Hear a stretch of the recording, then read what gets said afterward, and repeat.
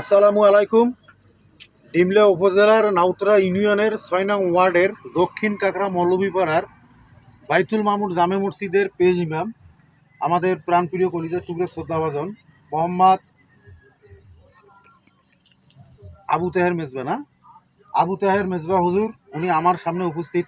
তো প্রিয় ভাই ও বন্ধুগণ, তো উনি সবসময় আমার জন্য দোয়া করেন এবং আমার ভিডিওগুলো তিনি দেখেন। তো ওনার সামনে আমি বা আমার সামনে উনি, তো ওনাকে দেখে আজকে মনটা খুবই যাই হোক আনন্দ হয়ে গেল। তো ওনার সাথে কিছু কথা বলি, আপনারা ওনার সাথে একটু হাই হ্যালো করেন। আসসালামু আলাইকুম। ওয়ালাইকুম আসসালাম ভাই, ভালো আছেন? আপনি ভালো আছেন? আলহামদুলিল্লাহ, আপনি ভালো আছেন? আলহামদুলিল্লাহ, আপনার দোয়ায় আল্লাহর রহমতে আমি অনেক জায়গায় ঘুরেফেরা করি এবং বাড়িতে চলে এসলাম।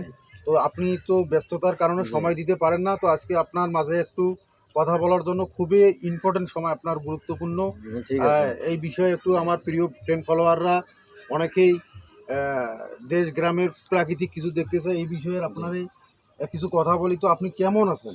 আছি আলহামদুলিল্লাহ, আমি ভালো আছি আপনাদের দোয়ায়। আর আমিও ব্যস্ত থাকি, তো ব্যস্ততার মাঝে আমি সময় পাই না আপনাদের সাথে যে কিছু সময় দেবো, আমি কিছু মূল্যবান কিছু কথা বলবো আপনাদেরকে, কিন্তু সময়টা পাই না। যাই হোক, আজকে আল্লাহ পাকে একটা অশেষ রহমত যা আপনাদের সঙ্গে দেখা করাবে, এরা একটা বিশাল আল্লাহর নিয়ামত। যাই হোক, আমি যেটা বলতে চাই, আপনার ছেলেটা আজ কয়েকদিন থেকে আমার বক্তব্যে আসতেছে না। আমার অসুস্থ ছেলে নাকি? অসুস্থ না, আলহামদুলিল্লাহ। তবে আমার ছেলে ওই একটু বিবাহ বাড়িতে, আমার ওই শালার একটু বিবাহ, তো এই কারণে মাদ্রাসা যেতে পারতেছে না, আবার এই বৃষ্টিটার কারণে।